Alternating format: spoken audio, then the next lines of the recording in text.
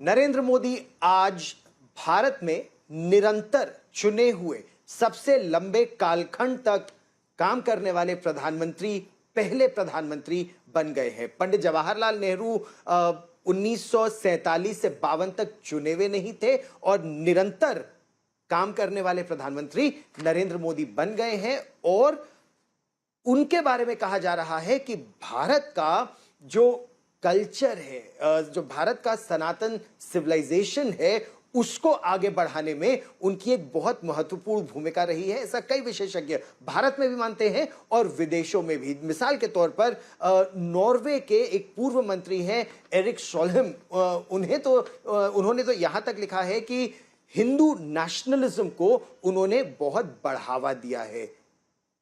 इसको अब किस रूप में देखा जाए कि उसको आगे कैसे बढ़ाया जा रहा है, भारत के कल्चर को भी, सिविलाइजेशनल नॉलेज को भी, और साथ ही साथ पर्यटन को भी। और भारत के टूरिज्म और पर्यटन और कल्चर के मिनिस्टर गजेंद्र सिंह शेखावत इस समय हमारे साथ जुड़ रहे हैं। सर, स्वागत है आपका। धन्यवाद। ये बताइए कि आज जब कैबिनेट की बैठक हुई तो उसमें सबसे पहले चर्चा क्या रही? देखिए, आज कैबिनेट में जी, माननीय प्रधानमंत्री जी की अध्यक्षता में जब बातचीत शुरू हुई थी, उससे पहले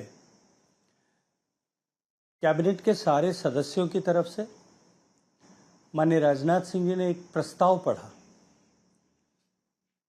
और उस प्रस्ताव में माननीय प्रधानमंत्री जी के पिछले 4,399 दिन, जो जैसा आपने कहा सबसे ज़्यादा लंबे समय तक निरंतर चुने हुए प्रधानमंत्री के रूप में काम करने का अवसर जो देश की जनता ने उन्हें दिया,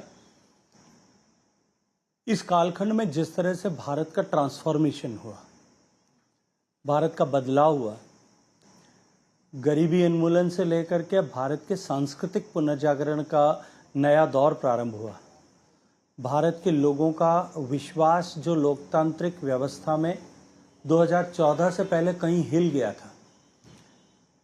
लोग सोचने को मजबूर थे कि ये जो चुनी हुई सरकारें और जनप्रतिनिधि, जिस तरह का भ्रष्टाचार होता है, बाढ़ ही खेत को खाती है। जिन लोगों को हम जो है अपना रखवाली के लिए बनाते हैं, वही देश को लूटने में लगे हैं। ये जो अविश्वास का भाव जनता के, सामान्य लोगों के बीच में था, उसको विश्वास की में परिणित करके देश विकसित हो सके, इस दिशा में आगे बढ़ाया। उसके लिए सभी साथियों ने माननीय प्रधानमंत्री जी का, उनके नेतृत्व का, उनके दीर्घायु होने की कामना करते हुए उनका अभिनंदन और आभार ज्ञापित किया। तो ये जो लोग मानते हैं कि हिंदू नेशनलिज्म उनके आने से बढ़ा है, या भारत का जो सनातन सिविलाइजेशन है उसको वो लेकर आगे चल रहे हैं, क्या आप इस सोच से सहमत हैं? देखिए, भारत हजारों सालों की निरंतरता वाली सभ्यता है, लेकिन बीच के गुलामी के कालखंड में, लगभग 800 साल का कालखंड मुगलों की गुलामी और उसके बाद अंग्रेजों की गुलामी, जब भारत की सभ्यता और संस्कृति को मिटाने के लिए, भारत की सभ्यतागत मान्यताओं और उसके मानबिंदुओं को हटाने के लिए अनेक तरह के आक्रमण हुए, तलवारों की ताकत पर, तोपों की ताकत पर, और उसके बाद में बौद्धिक प्रदूषण के माध्यम से। तो निश्चित रूप से भारत का जो ओरिजिनल नैरेटिव था उसको कहीं ना कहीं खंडित किया गया, उसको कहीं ना कहीं तोड़ा मरोड़ा गया, और सुनियोजित रूप से, ताकि भारत के लोगों में भारत के प्रति जो गर्व की अनुभूति है, जो गर्व का भाव होता था, जिस गर्व के भाव के चलते हुए भारत के लोग हजारों सालों तक ऐसी विपदाओं से, आपदाओं से, आक्रांताओं से संघर्ष कर सके, वो भाव जो कहीं पीछे छूट गया था, टूट गया था, माननीय प्रधानमंत्री जी के नेतृत्व में उस भाव को पुनर्स्थापित करने में निश्चित रूप से सफलता मिली है। आज देश का सामान्य मानवी अपने आप को भारत का नागरिक होने में एक गर्व महसूस करने लगा है। आज से कुछ वर्षों पहले तक जो लोग निरंतर विदेशों में जाते थे या रहते थे, आप कभी उनसे प्रश्न पूछेगा, क्योंकि मुझे 2014 से पहले अनेक बार जाने का अवसर मिला। सामान्यतः किसी भारतीय को आप यदि देख करके, उसके हुलिये से, उसके अक्स से, उसके शक्ल से देख करके यदि कहीं प्रश्न करें कि आपका कंट्री ऑफ ओरिजिन क्या है, तो वो व्यक्ति हिचकिचाता हुआ कहता था आई एम एन एशियन। फिर दोबारा पूछने पर कहेगा हाँ yes I am an Indian. भारतीय अपने आप को भारतीय कहलाने में कहीं संकुचित होता था, शर्म महसूस करता था। और यदि आप अपने आप को किसी के सामने भारतीय के रूप में इंट्रोड्यूस कराते थे तो उसका कांटा जो है गांधी जी तक अटका होता था। वो कहता इंडिया, ओ इंडिया मिस्टर गांधीज कंट्री। आज वो नैरेटिव बदल गया है। आज जब भारत की बात किसी से भारतीय से जो है अगर उसकी पहचान पूछी जाए तो वो खुशी के साथ में भारतीय बताता भी है, और जब वो भारतीय के रूप में अपने आप को इंट्रोड्यूस करता है तो पूछने वाला जो है उसके मुंह पे जो है 6 इंच की मुस्कान होती है और वो कहता है कि ओ इंडिया मिस्टर मोदी। तो क्या हीन भावना डाली जा रही थी? आपने जिस बौद्धिक प्रदूषण की बात की, तो क्या वो हीन भावना डाली गई भारतीयों में? क्योंकि प्रधानमंत्री ने मैकॉले मानसिकता का जिक्र किया, तो आपका इशारा क्या उस ओर है? और एक कल्चर मिनिस्टर के तौर पर आप उसे दूर करने के लिए क्या कर रहे हैं? देखिए, निश्चित रूप से पहले मुगलों ने हमारे धार्मिक आस्था केंद्रों को तोड़ करके, हमारी परंपराओं पर प्रहार करके और भारत को भारत की गर्वोन्नति से जो है दूर करने की कोशिश की थी। और बाद में अंग्रेज़ों ने, और अंग्रेज़ों के बाद में भी, आज़ादी के बाद में निरंतर 6 दशक तक जिस तरह की सरकारें रही, उन सब ने भी भारत के इतिहास को, भारत को तोड़ने मरोड़ने का काम किया, भारत की सांस्कृतिक परंपराओं और मान्यताओं पर चोट और प्रहार करने का काम किया। किस तरह से? मिसाल के तौर पर सांस्कृतिक मान्यताओं की भारत के इतिहास को उठा करके देखिए। हमारे इतिहास को इस तरह से दिखाया गया कि हमारा इतिहास पराजय का इतिहास था। हम हर युद्ध में हारे थे। हल्दी घाटी से लेकर के सारे युद्ध, जितने भी युद्ध होंगे, उसमें हमको पराजित दिखाया गया। मैं आपसे एक प्रश्न पूछना चाहता हूँ, आपके दर्शकों के से भी प्रश्न पूछना चाहता हूँ। यदि भारतीय हर युद्ध में पराजित हुए होते तो भारत में हिंदुत्व और भारत में ये सनातन सभ्यता कैसे बचती? लेकिन हमको दिखाया पढ़ाया इस तरह से गया कि हमारे युद्ध में हार गए थे, हम पराजित थे, हमारे यहाँ पर किसी तरह का विकास नहीं था, हमारे यहाँ कोई तरह का सांस्कृतिक चेतना नहीं थी, हमारे यहाँ किसी तरह की एकता नहीं थी। भारत विभिन्न टुकड़ों में बंटा हुआ था जो आपस में लड़ रहे थे, जबकि ऐसा नहीं था। भारत एकता में विविधता वाला देश था, विविधता में एकता वाला देश नहीं था। 2000 साल पहले भी भारत में जब कुंभ होता था तब सभी लोग प्रयागराज में आते थे, सभी लोग हरिद्वार पे आते थे। 2000 साल पहले भी भारत में, दक्षिण भारत के सुदूर केरल में, एक कालड़ी गांव में पैदा हुआ बालक जो है वो घर से निकल करके पैदल पैदल जाकर के केदारनाथ में, जगन्नाथपुरी में, सोमनाथ में, सब जगह जाकर के आश्रम स्थापित कर देता था, 4 धाम बना देता था। कैसे? यदि ये देश एक नहीं था तो कैसे? लेकिन भावना ये बनाने की कोशिश की गई, भ्रांति ये पैदा करने की कोशिश की गई और सफलता के साथ की गई कि भारत तो अंग्रेजों ने आकर के बनाया, उससे पहले तो भारत कभी था नहीं। भारत तो मुगलों ने बनाया, मुगलों ने भारत को एक करके विजयी किया। ये इस तरह का जो एक मानसिकता इस तरह की कि सामान्य भारतीय अपने आप को भारतीय होने पे गर्व न कर सके, इसको बहुत सुनियोजित तरीके से एस्टैब्लिश किया गया था। और दुर्भाग्य तो ये था, मैं कई बार ये बात कहता हूँ, 800 साल तक मुगल और उसके अलावा पश्चिम से आने वाले आक्रांताओं ने जितना भारत का नुकसान नहीं किया, उससे ज़्यादा 150 साल के अंग्रेज़ों के शासन में हुआ।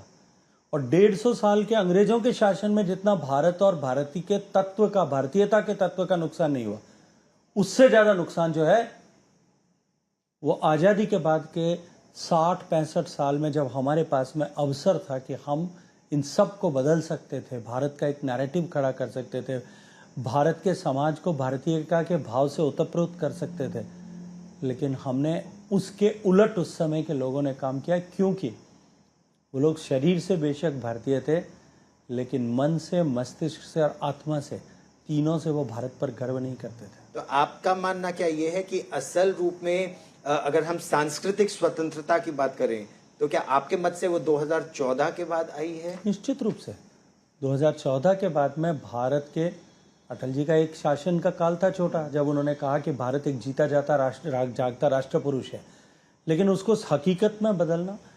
और भारत, मैंने पहले एक दिन कहा था, मैं फिर कहूँगा कि भारत की स्थिति, परिस्थिति, छवि ऐसी थी, गरीबों का देश, भ्रष्टाचारियों का देश।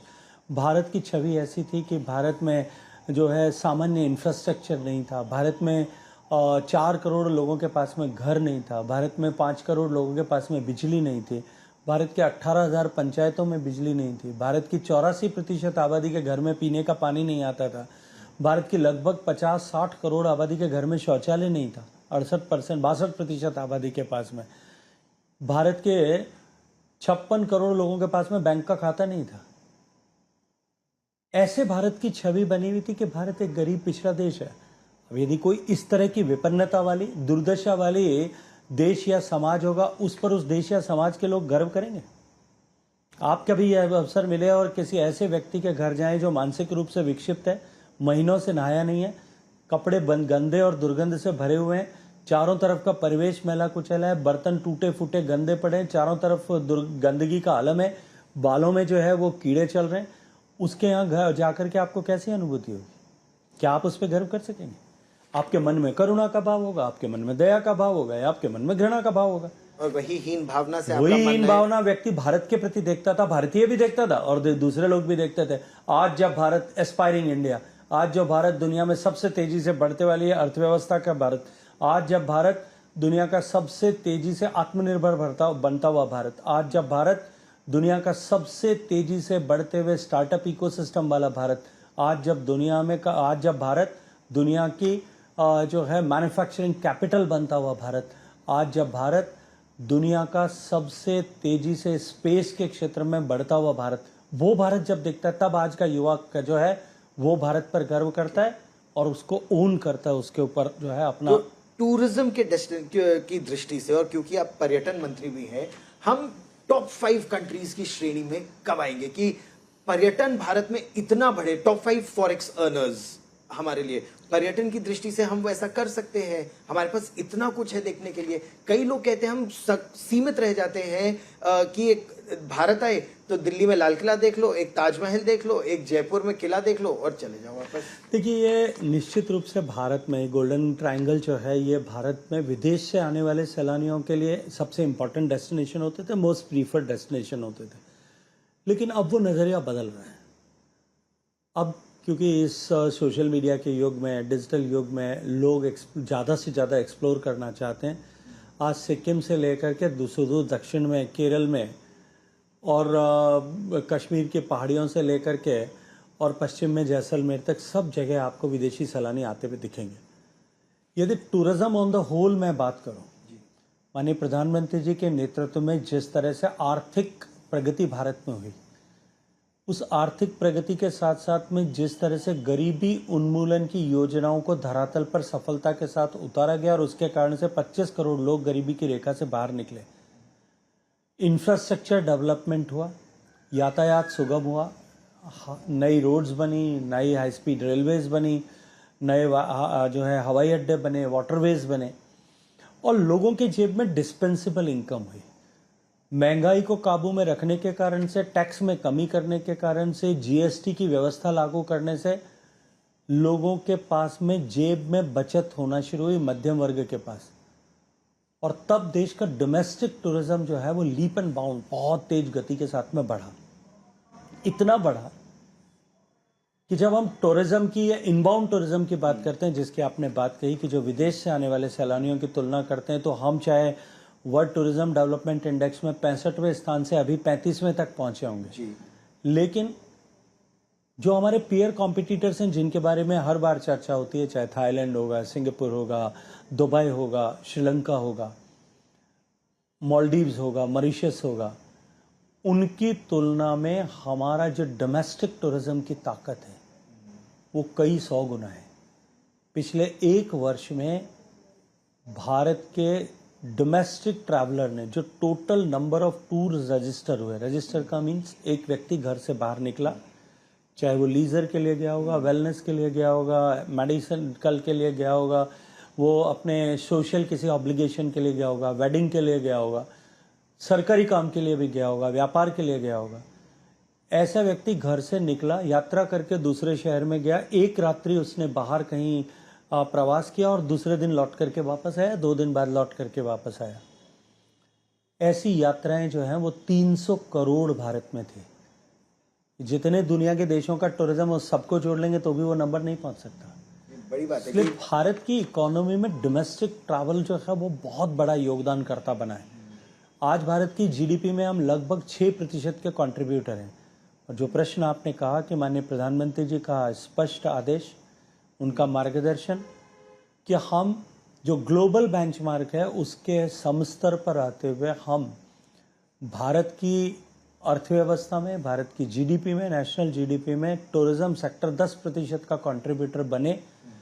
और जो हमारा 2 करोड़ विदेशी सैलानी अभी भारत में हर साल आ रहा है, ये संख्या हम 10 करोड़ तक लेकर के जाएं 2047 के लॉन्ग टर्म गोल पे उस पर काम कर रहे हैं। लेकिन हमने 2030 का भी एक गोल लिया है कि हम 7% का कंट्रीब्यूशन और 3 करोड़ के लक्ष्य को लेकर के चल रहे हैं, जो 2030 तक हम हासिल करेंगे। और उस पर नजर रहेगी। आपने कश्मीर का जिक्र किया। कश्मीर कल्हड़ की राज तरंगिनी का कश्मीर हो, या आपने जगत गुरु आदि शंकराचार्य की बात की तो शंकराचार्य हिल का कश्मीर हो, या मां शारदा पीठ का कश्मीर हो, या मार्तंड सूर्य मंदिर का कश्मीर हो, उसकी चर्चा कम होती है। जब चर्चा होती है तो मुस्लिम मेजॉरिटी कश्मीर की होती है। तो एज कल्चर मिनिस्टर, और आपके पास टूरिज्म और कल्चर दोनों है, क्या हम भारत को ही नहीं विश्व को कश्मीर का वो रूप दिखाएंगे जो ऋषि कश्यप का कश्मीर था? देखिए, जैसा मैंने आपके पहले क्वेश्चन का आंसर करते हुए कहा था कि सुनियोजित रूप से भारत में इस तरह का नैरेटिव खड़ा किया गया था। इसी तरह की चर्चा भारत को लेकर के की गई थी। जो कुछ भी आपको उत्तरी भारत में दिखाई देता वो सब मॉन्यूमेंट, सब स्ट्रक्चर्स हैं, वो एक कालखंड के हैं कि उससे पहले तो शायद हम थे नहीं, लेकिन ऐसा नहीं था। आज 8वीं शती में जब मार्तंड का सूर्य मंदिर, जिसको आपने कहा, उसको तोड़ा गया, क्योंकि उस समय तक बारूद नहीं आया था, तोड़ने में 2.5 साल लगे थे तो भी पूरा नहीं टूट पाया था। क्या भव्यता होगी, क्या दिव्यता होगी उस मंदिर की। जो नारायणनाथ के मंदिर कॉम्प्लेक्स है उसको देखें तो आज भी जो है व्यक्ति का मन गर्व से जो है वो हिलोरें लेने लगता है। मैंने पिछले साल कश्मीर के रिलीजियस स्पिरिचुअल टूरिज्म के पूरे जो है सभी बिंदुओं का खुद व्यक्तिगत रूप से दौरा किया। कश्मीर पहले शैवाइट जो है मान्यता का स्थान हुआ करता था, बाद में सूफी मान्यता का स्थल बना, और बाद में दुर्भाग्य से कश्मीर कांग्रेस पार्टी के शासन के समय में हिंदुओं को जिस तरह से पंडितों के साथ अत्याचार करके निकाला, तब आतंकवाद की छवि वाला क्षेत्र बना। कश्मीर का नैरेटिव इस तरह से बनाया गया कि कश्मीर का टूरिज्म डल लेक में, शालीमार बाग में, निशात बाग में, गुलमर्ग में, सोनमर्ग तक, वहाँ तक सीमित कर दिया गया था। लेकिन अब कश्मीर के टूरिज्म पे एक नया वर्टिकल खड़ा हो, हमने इसके ऊपर काम करना शुरू किया है। कश्मीर में स्पिरिचुअल टूरिज्म का एक नई ट्रेल शुरू हो, इसके ऊपर कुछ लोगों ने भारत सरकार के आग्रह पर काम करना शुरू किया। इस तरह के ट्रैवल ट्रिप्स आयोजित कराना शुरू किया। इसके बारे में जरा विस्तार से बताइए। कश्मीर में स्पिरिचुअल टूरिज्म किस तरह से? देखिए, मैंने जैसा जिन स्थलों की चर्चा की जी, उन स्थलों पर टूरिस्ट जाएं, इसको लेकर के टूर ऑपरेटर्स के साथ बात करके हमने इस तरह के क्यूरेटेड टूर्स ऑर्गेनाइज कराना शुरू किया है। और मुझे बहुत प्रसन्नता है कि पिछले 2 साल में जो इसमें एफर्ट्स किए गए, उन एफर्ट्स का परिणाम अब दिखाई देने लगा है।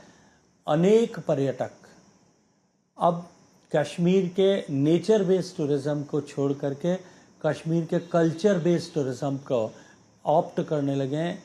और क्योंकि आजकल हर व्यक्ति जो है वो नया अनुभव चाहता है, नया एक्सपीरियंस चाहता है, वो नए तरीके से उस स्थल को देखना चाहता है, उसको रोमांच को अनुभव करना चाहता है।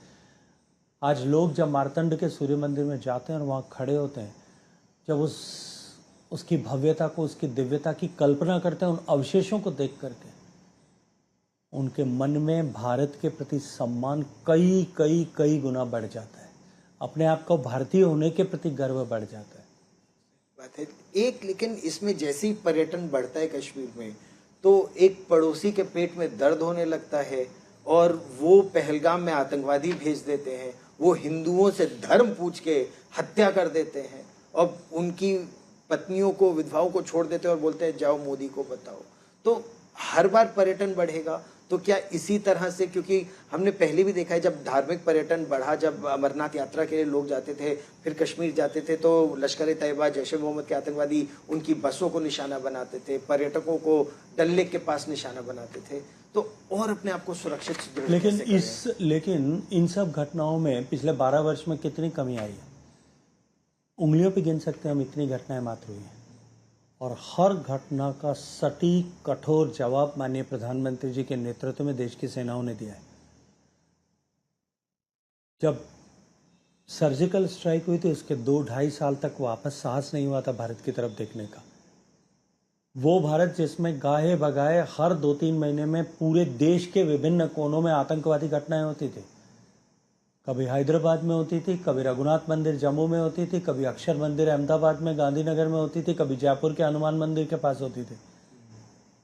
अब सुनाई नहीं देती वो धमाकों की गूंज, क्योंकि जो गूंज ऑपरेशन सिंदूर के समय में उनके आतंकी ठिकानों को नेस्तनाबूद करके उनके कानों में बढ़ाई गई, वो आज भी उनके कानों में गूंज रही है। वापस भारत की तरफ देखने के लिए साहस करने से जुटाने में भी बहुत लंबा समय लगेगा। भारत की सीमाएं सुरक्षित हों, भारत आंतरिक रूप से सुरक्षित हो, इस पर ज़ीरो टॉलरेंस की नीति है। हम 100% भारत की सुरक्षा की प्राथमिकता देकर के पूरी ताकत के साथ में उसके साथ जुटे हैं। ये बड़ी बात है, क्योंकि और इससे जिस कल्चर और टूरिज्म को आप बढ़ाने की बात करते हैं उसमें और मजबूती आएगी, क्योंकि पहले आए दिन आतंकवादी कभी मुंबई को निशाना बना रहे थे। 26/11 मैंने कवर किया है, मैंने अहमदाबाद ब्लास्ट कवर किया है, और अब उस लिहाज से तो सुरक्षा ज्यादा है। गौरव जी, दोनों तरह के हमारे व्यावसायिक, हमारी आर्थिक गतिविधियों के केंद्र, चाहे वो बेंगलुरु होगा, हैदराबाद होगा, मुंबई होगा, उनको, या हमारी धार्मिक मान्यताओं के केंद्र, उन दोनों को निशाना बनाया जाता था जानबूझ करके, सुनियोजित रूप से। लेकिन अब साहस नहीं होता। अब आगे, जैसे आपने एक स्पिरिचुअल टूरिज्म की बात की, कश्मीर में दिव्य भव्य राम मंदिर बनने के बाद रामायण सर्किट, क्या ऐसे और सर्किट्स भी आप शुरू करने की सोच रहे हैं, या उसके लिए पहले मथुरा में मंदिर बनने की प्रतीक्षा आप करेंगे, फिर उसको शुरू करेंगे? आप उस देखिए, मथुरा का मंदिर का विषय न्यायालय में लंबित है, उस पर टिप्पणी करना अनुकूल नहीं होगा। भगवान श्री राम का मंदिर निश्चित रूप से इस देश में बनना वापस बहुत बड़ी घटना है। 500 साल से जिस भगवान राम के मंदिर का निर्माण वापस हो, हजारों लोगों ने अपने आप को खपा दिया, और करोड़ों लोग मन में इस प्रार्थना करते हुए कि कभी वो दिन आए भगवान राम का मंदिर वापस बनेगा, इस दुनिया को छोड़ करके चले गए। देश के अनेक अनेक पीढ़ियों का सपना पूरा हुआ है। और मैं तो इसको दूसरी तरह से कहता हूँ, आप इतिहास का विद्यार्थी हो, इतिहास उठा करके देखिए। भगवान श्री राम का मंदिर जब 500 साल पहले ध्वस्त किया गया था, तब भारत के सौभाग्य का सूर्य अस्त हो गया था और अस्तांचल में चला गया था। भारत गुमनामी और अंधेरे के कालखंड में जी रहा था। भगवान श्री राम के मंदिर के निर्माण का जिस दिन फैसला हुआ और जिस दिन उसकी फाउंडेशन रखी गई, शिलान्यास हुआ, उस दिन से भारत के सौभाग्य के सूर्योदय की लालिमा जो है पूरा दुनिया महसूस करने लगी। और जिस दिन भगवान राम का मंदिर पूरा हुआ, प्राण प्रतिष्ठा हुई और ध्वजारोहण हुआ, उस दिन भारत के सौभाग्य के उगते हुए सूरज को पूरी दुनिया ने देखना शुरू कर दिया है।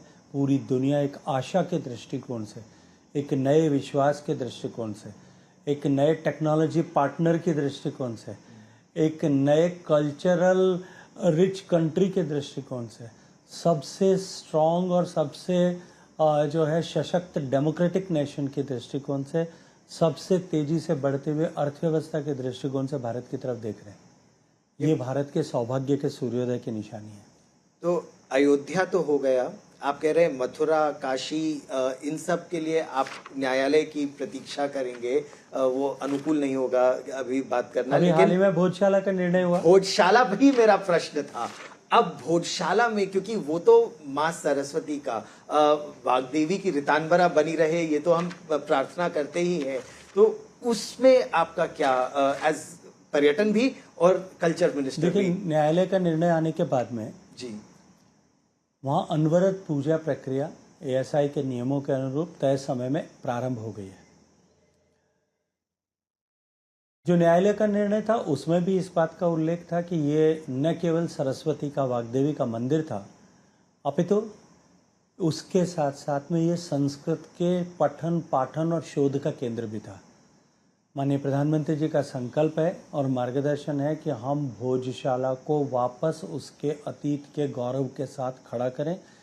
वो संस्कृत के शोध का, भारत की पांडुलिपियों के अध्ययन का और भारत के जो है दर्शन के शोध का एक बड़ा केंद्र बने, इस पर पूरी कार्ययोजना बनाने का काम हमने प्रारंभ कर दिया। और एक टाइमलाइन और भी है इसके साथ में जी मैं आज आपको जिम्मेदारी के साथ में कहता हूँ कि इसी के साथ साथ में भोजशाला, जिस तरह से आज हज़ारों लोग प्रतिदिन भोजशाला में जा रहे हैं, आने वाला समय आएगा तब भोजशाला भारत में एक बड़ा तीर्थ और ज्ञान दोनों का केंद्र बनेगा।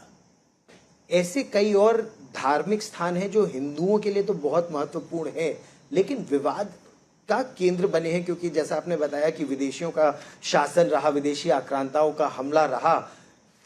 कैसे वहां पर हमारे संस्कार, हमारी संस्कृति, हमारे धार्मिक स्थल फिर बने और समाज में वो वैमनस्य ना हो, वो द्वेष ना हो, इसके लिए क्या प्रयास? देखिए, भगवान श्री राम का मंदिर न्यायालय के आदेश से बना, कहीं कोई द्वेष नहीं था। भोजशाला का निर्णय न्यायालय ने किया, कहीं कोई द्वेष नहीं था, क्योंकि न्यायपालिका पर सबका विश्वास और सम्मान है और होना भी चाहिए। और उसके बाद में यदि कोई मन में द्वेष भाव रखता है तो उसके लिए व्यवस्था देश में है।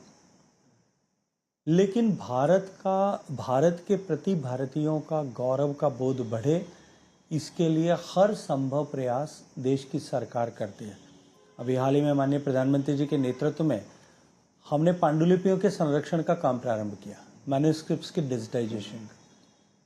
और वो केवल कंजर्वेशन या डिजिटाइजेशन नहीं था,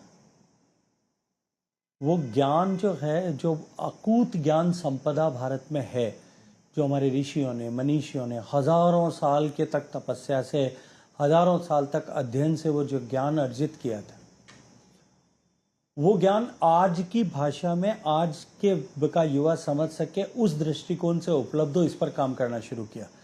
और क्योंकि प्रासंगिक है इसलिए मैं आपसे कहना चाहता हूं, हमने विभिन्न पक्षों के स्टेक होल्डर्स को साथ जोड़ करके इस पर काम करना शुरू किया। देश के 30 से ज़्यादा संस्थानों के साथ में पार्टनरशिप की, इसमें राज्य सरकार के संस्थान भी थे, प्राइवेट ऑर्गेनाइजेशंस भी थे, यूनिवर्सिटीज़ भी थे, कुछ रिसर्च सेंटर्स भी थे। मार्च 20 को एक सर्वे लॉन्च किया था, जो टेक्नोलॉजी पे बेस्ड एक ऐप पर सर्वे था। आप अपने पास जो मैन्यूस्क्रिप्ट्स का भंडार है उसको लेकर के, चाहे 2 होंगी, चाहे 2000 होंगी, चाहे 20,000 होंगे, आप उसका फ़ोटो खींचिए, उसका मेटा डाटा अपलोड कीजिए, हम उसको वेरीफाई करेंगे और आफ्टर वेरिफिकेशन हम उसको एक रिपोजिटरी में रखेंगे, ताकि बाद में उनका कंजर्वेशन और उस पर जो है डिजिटाइजेशन का काम किया जा सके। मैं गर्व के साथ में कहता हूँ, 17,000 से ज़्यादा ऐसी एंट्रीज आई और उन एंट्रीज के माध्यम से 1,90,00,000 से ज़्यादा मैन्यूस्क्रिप्ट्स रजिस्टर हुई। उसमें से 1,08,00,000 हम कल तक वेरीफाई कर चुके हैं कि ये सही है, शेष वेरिफिकेशन का काम चल रहा है। ये संख्या बढ़कर के 2 करोड़ तक जाएगी।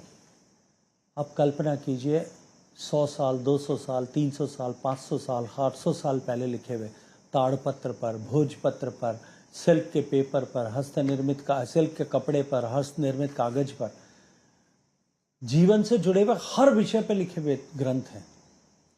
और वो पीढ़ी दर पीढ़ी श्रुति स्मृति की परंपरा से आने के बाद लिखे गए।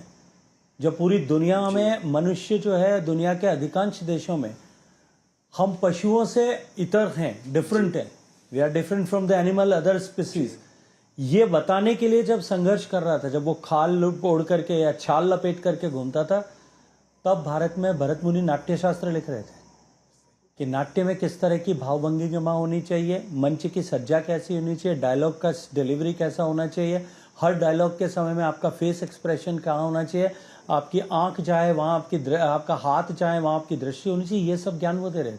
कितनी समृद्ध परंपरा थी। और इस सब के आगे पूरी दुनिया जो ये मानती है, प्रेजेंट डे ऑफ साइंस मानती है कि जो है गैलीलियो ने ये खोज किया कि धरती जो है सूर्य के चक्कर लगाती है। और ऐसा इतिहास में आता है कि जब उसने कहा तो उसको सूली पे लटका दिया गया था जी। लेकिन उससे 2000 साल पहले ऋषि आर्यभट्ट ने भारत में स्थापित कर दिया था कि धरती से सूर्य की दूरी कितनी है, धरती से चांद की दूरी कितनी है, धरती की सूर्य का चक्कर कितने समय में लगाती है, धरती अपने एक्सिस पे भी घूमती है और सूर्य के चारों तरफ भी घूमती है, चंद्रमा धरती के चारों तरफ घूमता है। ये सब उन्होंने एस्टेब्लिश कर दिया था 2000 साल पहले। तो जब हम भारत के नई पीढ़ी के लोगों को ये बताएंगे कि दुनिया जिस ज्ञान को प्राप्त करने की बात 300-400 साल पहले करती है वो 2000 साल पहले हमारे पूर्वजों को पता था, तब उसका भारत के प्रति सम्मान और गर्व बढ़ेगा कि नहीं? बिल्कुल। उसके ऊपर जो है काम कर रहे हैं। तब मैं ये कहता हूँ कि जिस तरह से समग्र रूप से भारत की छवि को बदलने, भारत की संस्कृति के विभिन्न छुपे हुए या छुपा दिए गए पन्नों को वापस उद्घाटित करने, इन सब पर जिस तरह से माननीय प्रधानमंत्री जी के नेतृत्व में काम हुआ जी, इसलिए ये जो वर्तमान 12 साल का कालखंड है ये सांस्कृतिक पुनर्जागरण का कालखंड है। It's a period of cultural renaissance. ये बड़ी बात आपने की कि पिछले 12 वर्ष का कालखंड कल्चरल रेनेसांस का एक पुनर्जागरण का समय है। आप आज तक पर हमारे साथ जुड़े, बहुत बहुत धन्यवाद। थैंक यू गौरव जी, आपका बहुत सारा धन्यवाद।